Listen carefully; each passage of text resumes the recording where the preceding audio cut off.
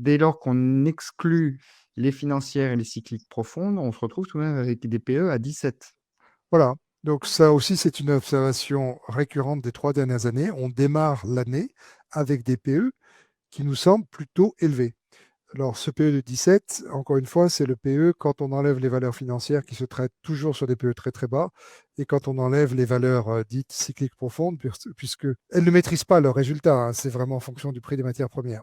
Donc, quand on purge cette dimension-là, on se retrouve avec le PE de 17 qu'on vient d'évoquer, ce qui nous semble, on dit le vocabulaire du métier là aussi, on dit que c'est un peu riche pour une année qui commence. Terminer un exercice sur 17 n'est pas absurde. Et on s'aperçoit d'ailleurs quand on regarde la ligne verte sur ce graphique, qu'on a quand même gagné pratiquement 1 point, pratiquement 2 points de PE entre les 15,50 et les 17,15, 15,50 de début d'année, d'il y a un an à peu près, à maintenant. Hein, pas un an à peu près, sur les 9 derniers mois. Donc on voit bien que les PE montent, c'est-à-dire que les marchés acceptent de payer des résultats qui ne sont pas brillants. On est de plus en plus conscient du fait qu'un certain nombre de valeurs sont devenues chères.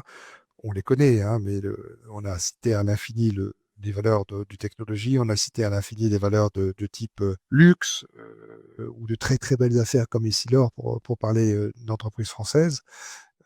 Ça se traduit dans ces PE qui sont élevés quand on les prend de façon collective.